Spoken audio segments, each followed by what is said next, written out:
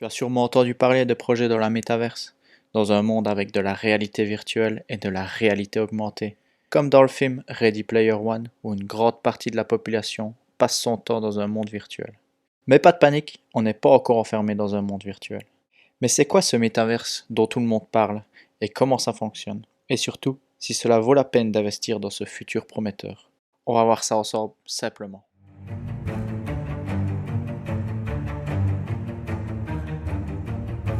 Eh bien le bonjour à tous. Alors pour commencer cette vidéo, que veut dire métaverse? C'est l'abréviation de méta et univers. Donc en gros, un univers virtuel. Les projets dits métaverse qui fleurissent pour le moment sont créés sur base d'une blockchain.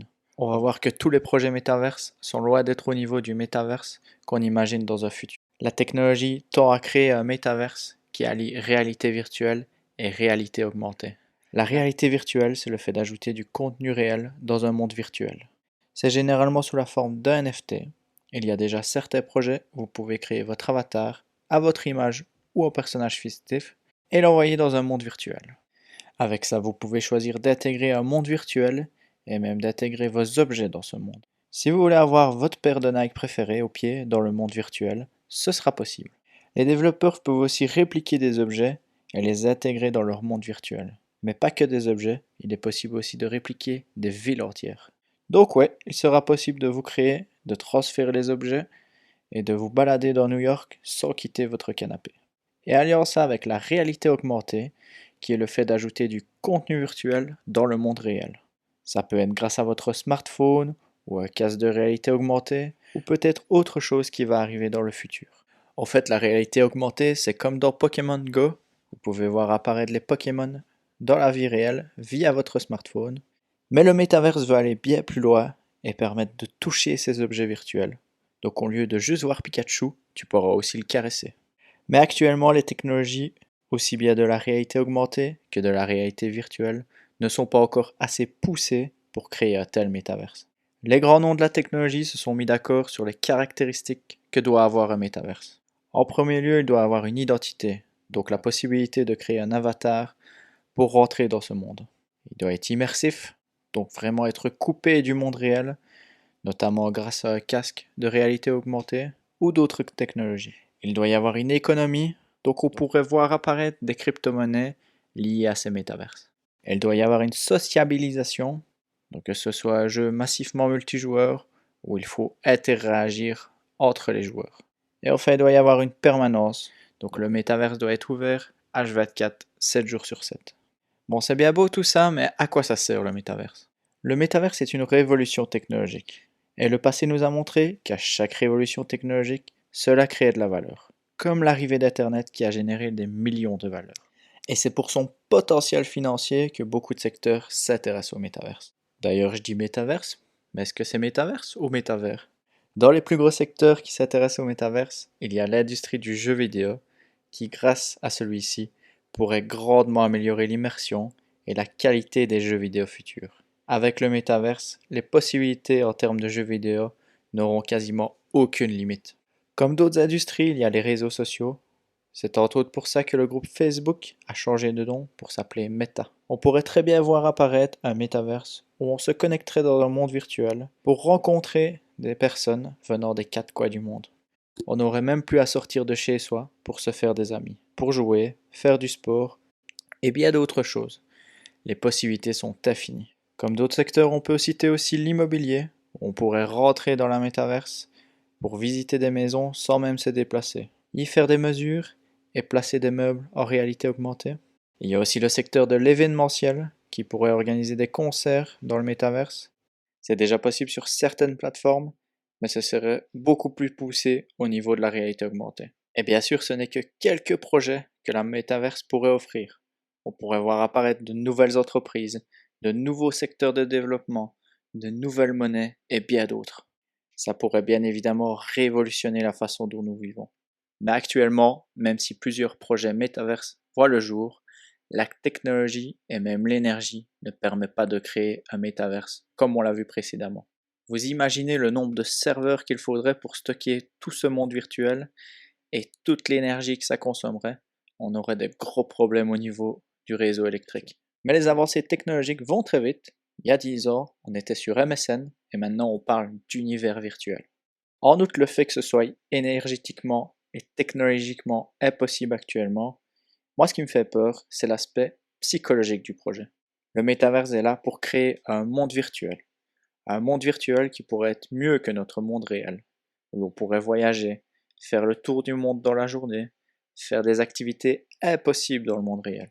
Et si ce monde virtuel était mieux que notre monde réel, est-ce qu'on aurait encore l'envie de vivre dans notre monde?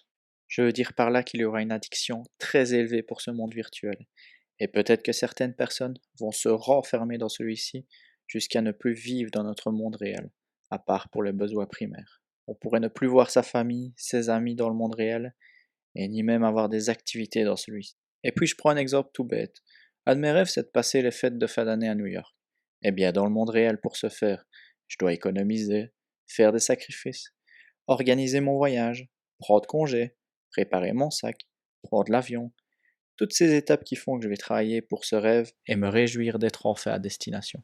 Que si le métaverse propose de se connecter de mon bureau, de programmer New York avec de la neige, ambiance Noël, sans la moindre difficulté, est-ce que je serais aussi heureux que si j'avais été dans le monde réel?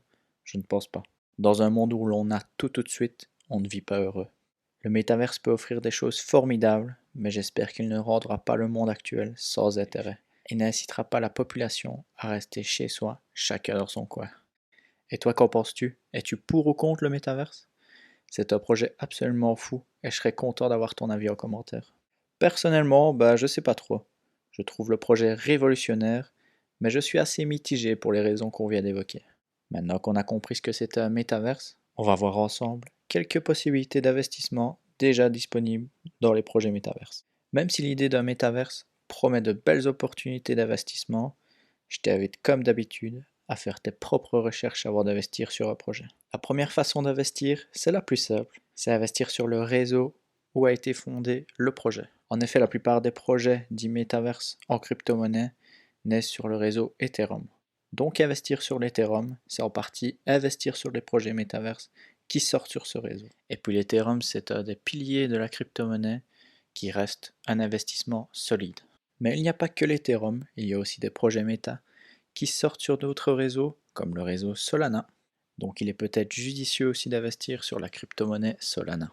D'ailleurs, en parlant de Solana, si vous voulez gagner cette crypto-monnaie tout en pratiquant une activité physique, je vous invite à aller voir ma vidéo qui s'affiche en haut de l'écran et qui parle d'un projet qui vous fait gagner des Solana en marchant ou en courant. Tu peux aussi investir sur d'autres réseaux, il faut juste se renseigner sur quel réseau sort un projet qui te plaît. La deuxième façon d'investir, c'est d'acheter des tokens des projets méta. Parmi les plus connus, tu as le token Sand qui vient de la plateforme The Sandbox et le token Mana qui lui vient de la plateforme Decentraland. Ce sont à mon sens les deux projets les plus connus et les plus solides actuellement. Maintenant, en faisant des recherches, tu peux trouver d'autres projets prometteurs et peut-être trouver la crypto-monnaie qui explosera dans quelques années. La troisième façon d'investir, c'est d'acheter des NFT dans les projets qui vont se développer au fil du temps. Encore une fois, il faut trouver les bons projets qui ont un avenir durable et qui ont une utilité, pas simplement une image 3D qui est à la mode en ce moment. La quatrième façon d'investir, c'est d'acheter des terrains sur les projets méta. On voit beaucoup d'entreprises acheter des terrains sur des plateformes comme The Sandbox et Decentraland.